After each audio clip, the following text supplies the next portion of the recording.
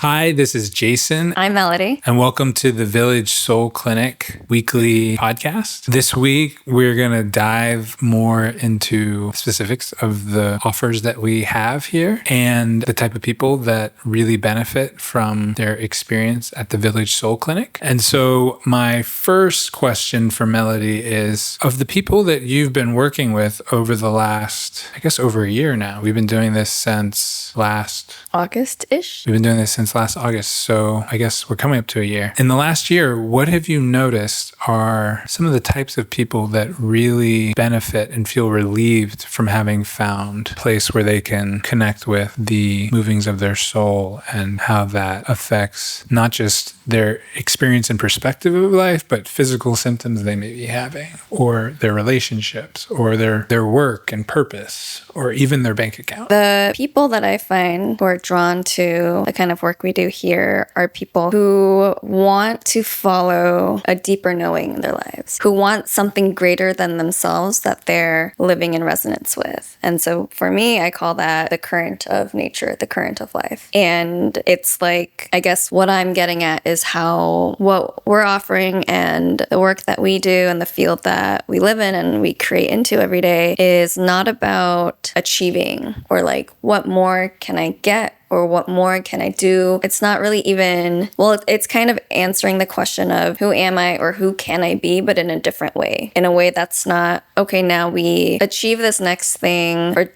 change our appearance in a certain way to try to be this next thing. But it's more like, when we strip off the ideas that we have of ourselves, our patterns, our reactions, our conditioned responses and behaviors and thoughts, and even the way we feel, what desires actually lie underneath that want to be lived into by us. So it's still kind of like a who am I becoming or who am I meant to be, but it's not from like a mental place, and it's from if all of this noise wasn't here anymore, what's really there? And the people that come to us, come to me, and who come to you, you can feel that they feel this like there's something in me that I'm meant to live into and express and just experience, but I don't know how to touch it, or I don't know how to actually go there because I'm so used to kind of climbing up this way, going out this way versus stripping and letting that thing be the thing that pulls. I think that's a really great description of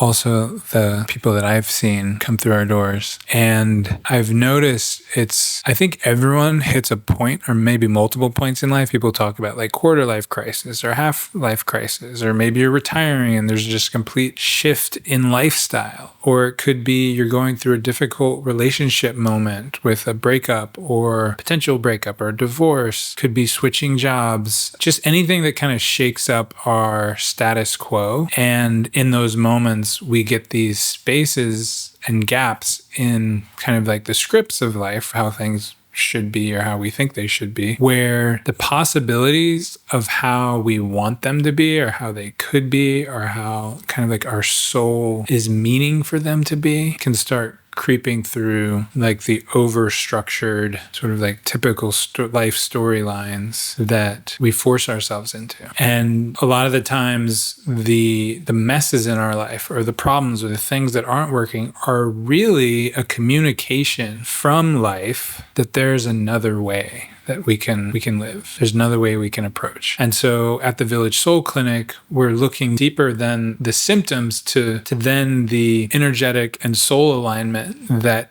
is missing in you in relationship to yourself, but then also in relationship to your world, such that you can take those very painful symptoms are oftentimes what make us want to change. We can take those painful symptoms and we can follow them to the core message of what our life is trying to articulate to us, and then make the shifts, make the changes that allow us to bloom more fully as we are. And, I've certainly worked with people who, again, talk about one of those scripts is like, you think that getting a bunch of money is going to get you out of it, is going to have you be able to feel happy, successful, and at peace in your life. You think getting the perfect relationship is going to finally solve just kind of that day-to-day malaise and depression.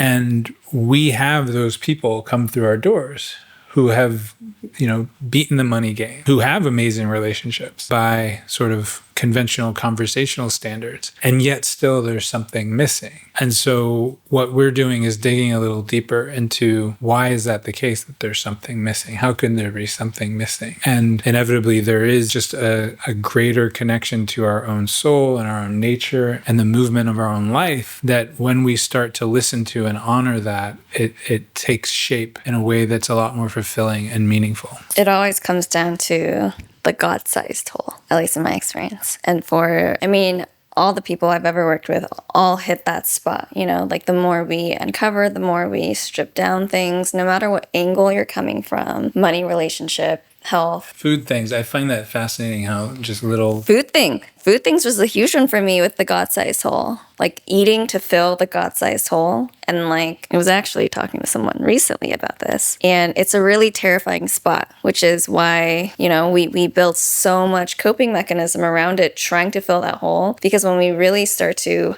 feel just like the edge, like the top little edge of the hole, it's the most terrifying thing to feel because it feels, it's like the widest existential dread kind of feeling. And so it makes sense, a lot of sense why we avoid that. But it's going into that this kind of, I don't really know how to explain it other than this feeling of like a genuine opening in your system. And I have not touched the bottom of that. I feel like I'm still at the first top third of it. And even then I'm when I can go in there and can touch it, the feeling once I'm through that one spot in that one moment is it just makes sense. I'm like, oh, this is why I was doing this and that because I didn't want to feel this. Thanks. I love that. And I think it's so beautiful because in this process, we get to learn our own goddessly and godly nature and how we're part of the whole dance of life and how these little minute symptoms that we have, whether it be, the money or in the relationships or in our health or with our food or with our job, it's they're all just such rich informational feedback from the universe, from God to us as a representative of the universe and as a representative of God. And so to be soul, to be energetic is to live in that resonance of everything is information and feedback for our own evolution. So I'm curious, Melody, with all these possibilities of what someone could be experiencing and then trying to translate that into sort of a concrete understanding of next steps for themselves, what is a Desire Soul Consultation? So when you come in for a Soul Desire Consultation with us, what we'll do in those 30 minutes is start to thread out and feel what the desires underneath whatever your top layer problem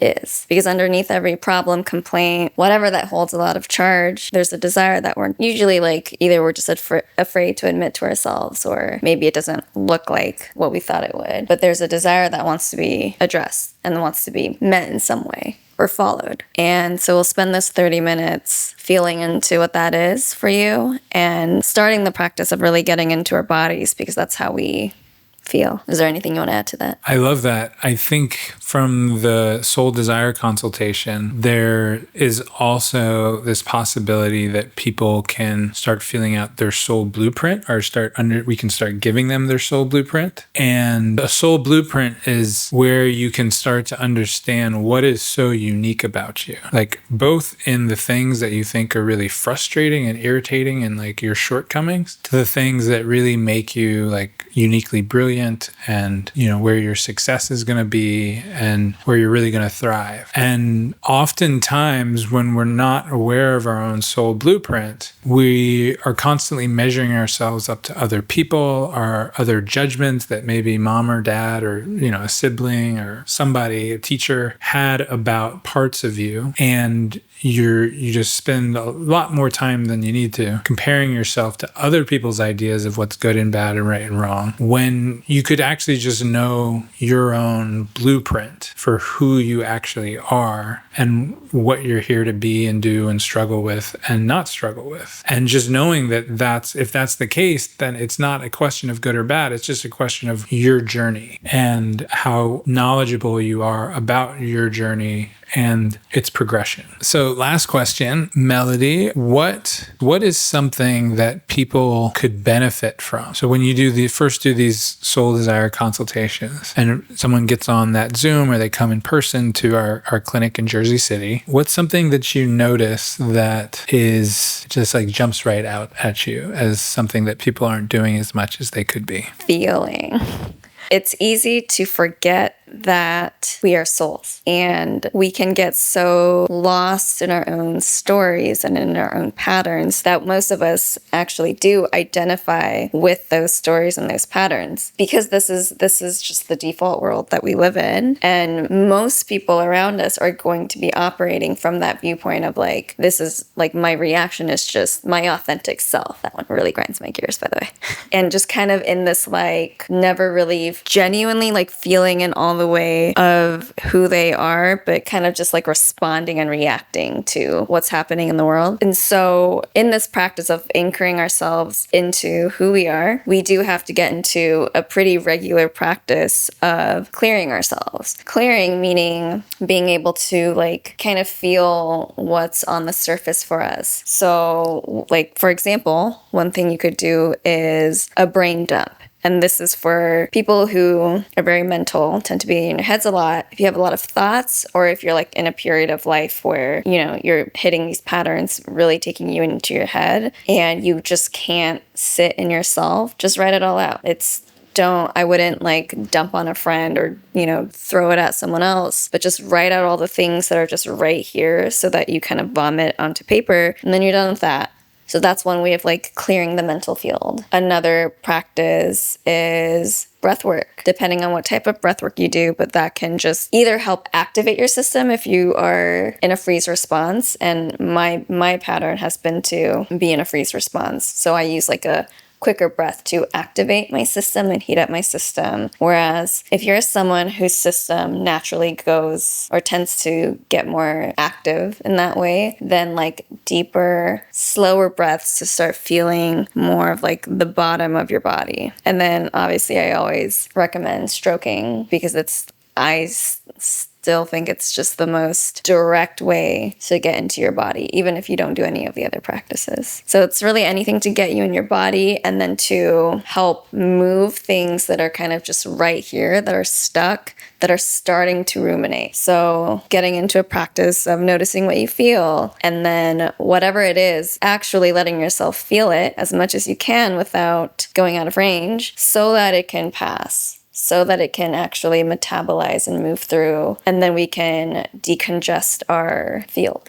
Great. So the soul tip for the week is around clearing. And I'll add a little bit about that too, where different areas of our body, so it could be like our head with a lot of thinking, it could be our throat where we have that sort of clog from talking, or maybe we actually start feeling like we're like over talking. It could be in our heart where we start feeling grief or resentment or fear. It could be in our solar plexus where we've like collected the criticisms of the world, or we have like these fears about being able to even take care of our own lives from a like sort of brilliant, intuitive, that we're guided type of way, versus like sort of firming up and needing to feel like we're the only ones responsible for our own survival. It could be down in our womb area, if you're a man, kind of like your energetic womb area, where you may feel, that's where you'll feel your relationships with other people. So it could be like our relationships are often through money or through erotic energy, eros, like kind of that sense of sexuality or of like care and love. Or it could be like power and control. That's all happening down in our womb. And then finally, in our base chakra, are we even feeling our genitals and our legs? Are we kind of walking around not even feeling our connection to the earth and how it's grounding us? And so all of these places can collect energy, both as a pattern that we have from our soul blueprint, but then also a family pattern. It can also be like generational patterns, is what they would calls like generational traumas, but it's patterns. Or it could be just you're just walking around and someone's being really critical of someone, and then you suddenly feel your solar plexus tighten, and then you go home and you say something sharp to someone, but really it had nothing to do with what's happening at home. It's just that you collected that energy of self-criticism in your solar plexus. And so learning these signals of these energies as you feel them in your body is a great way then to being able to actually clear that as you get a better understanding of it. So I think that is our podcast for the week. I hope you enjoyed our conversation about the types of people that we see get a lot out of the Village Soul Clinic, as well as what a Soul Desire Consultation is, and then our soul practice tip for the week, which is about clearing. So we'll see you next week. And if you would like a Soul Desire consultation, the link will be in the show notes.